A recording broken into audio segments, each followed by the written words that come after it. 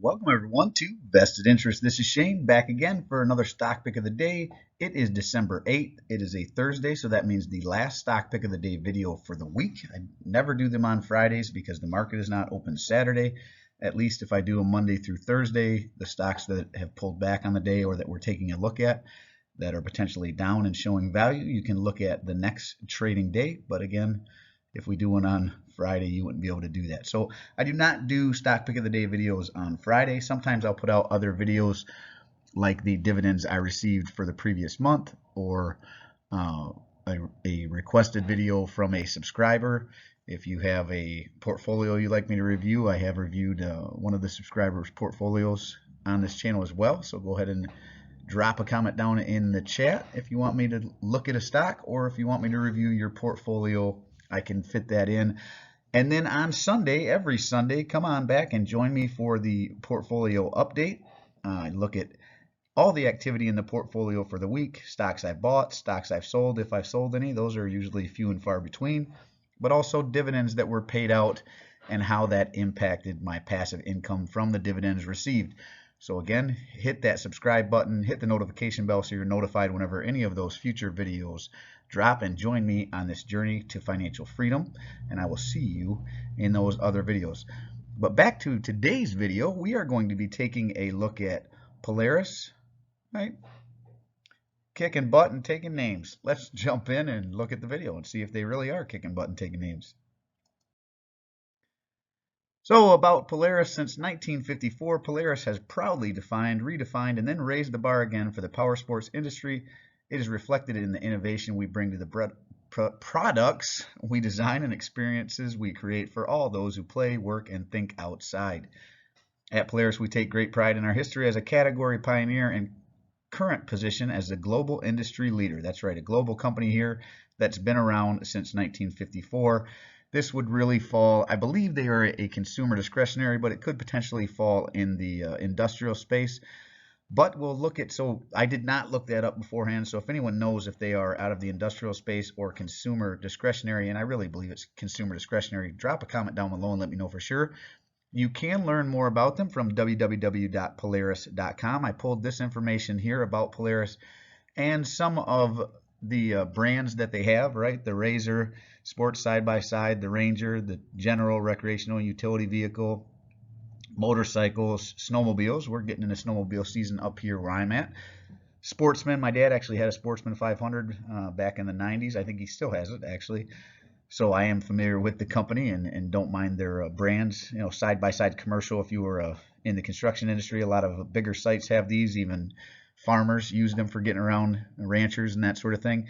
They do have a military branch, right? Polaris Government and Defense, and then their off-road branch as well. So again, recreational vehicles mostly, right? Fun outdoor vehicles is what they are about.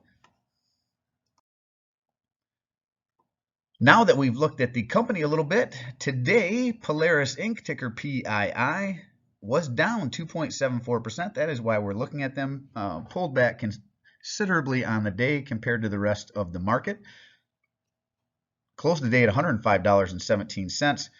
52-week range as low as $91.86, as high as $127. They are closer to that 52-week range, though not right up against it. So potential for further downside. If they were touched 91 in the last 52 weeks, there is always a chance that they could head back that way. And that's what I like to do. I like to try to get them at 52-week lows or setting a new 52-week low. I mean, I don't mind if it dropped. If I was interested in the stock, if it dropped down into the 80s and set a new 52-week low, then I'd be buying it there.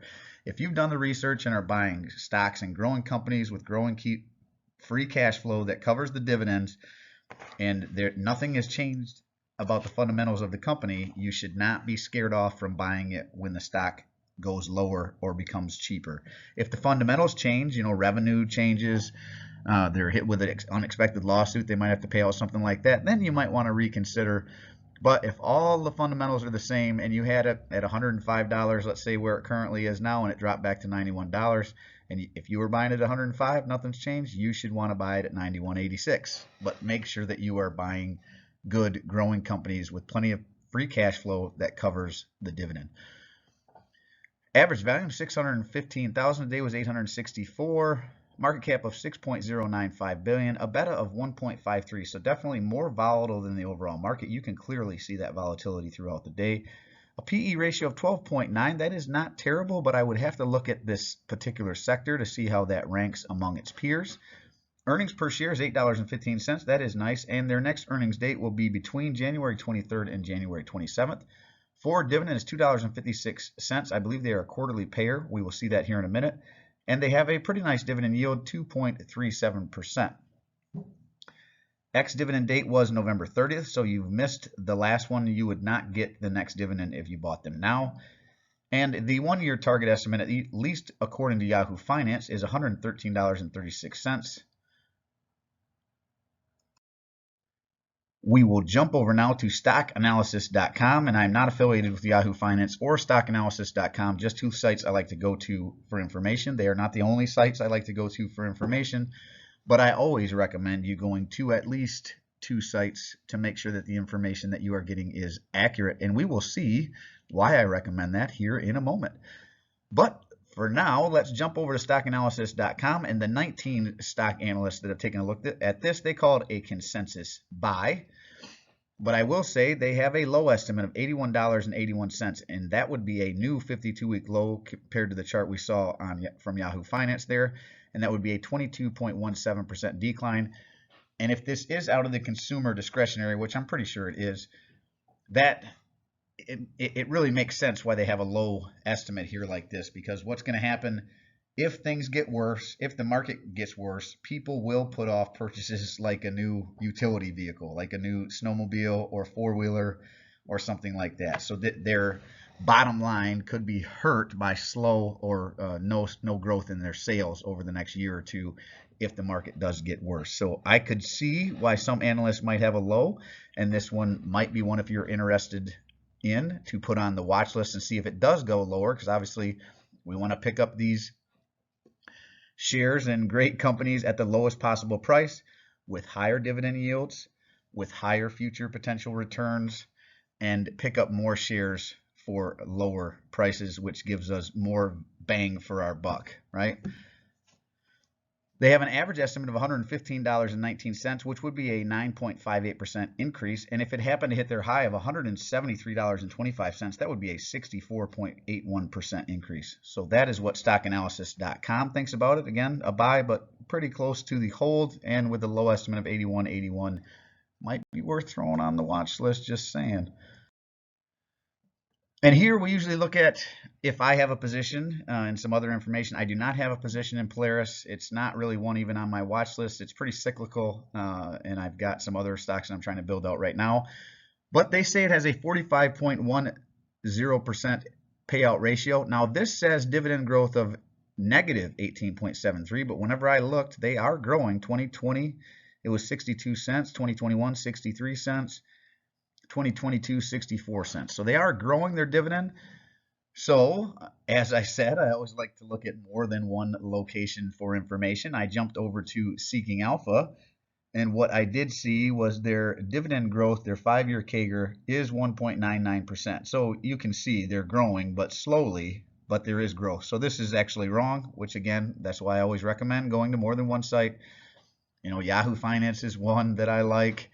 You don't have to like it. You don't have to go there. Seeking Alpha is fine. Motley Fool. There are a lot of, stockanalysis.com. There's a lot of different sites out there. Just make sure you're not just trusting that one has all the right information. Seeking Alpha is another one that I like. It provides a lot of information, and sometimes I just want something that I can just snip out real quick that's right to the point, doesn't overwhelm the viewer, especially some of the newer investors that we have out there.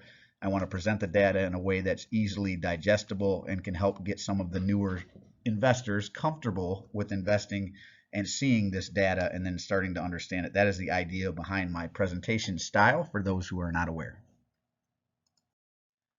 So that is Polaris. Company might be worth throwing on the watch list and see if that low estimate of $80, a new 52-week low might be in store over the next year. I would try to get them as cheap as possible. I would also compare them to their sector, right? Polaris would be a competitor for someone like a Yamaha, something like that. So see what their price to earnings averages are, their revenue, all that. See how they stack up. But not a bad company. I'm aware of them. They have a pretty nice brand. I don't think they're going anywhere. I'm pretty sure my kids and grandkids will be driving Polaris snowmobiles and four-wheelers into the future, if those are the vehicles they want to play around on outside.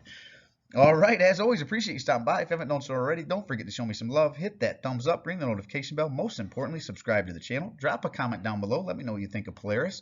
Is it a stock you're watching? Hey, do you have some Polarises in your garage or in your barn that you like to toy around with and play outside on? I do personally read and respond to the comments. I'm always interested to read your questions, opinions, suggestions for future topics, or constructive criticism. Go ahead and drop it all down below. And this is Shane signing off, wishing peace and prosperity to you and yours. And remember, financial security comes to those who take a vested interest. Hey, thanks for stopping by. Hope you had a great week. And again, hit that subscribe button and then a notification bell so you are notified when that portfolio update video drops this Sunday, so you can see what I did in my portfolio this week. It was see in that one. Take care. I'm not a financial advisor. Nothing in this presentation should be interested in financial advice. I'm only sharing my opinion and investors for educational and energy purposes. As it follows, risk and lose money should never estimate and not comfortable losing. Always do your own research, best based on your situation, circumstances on the select criteria. So the advice comes from a certified financial advisor.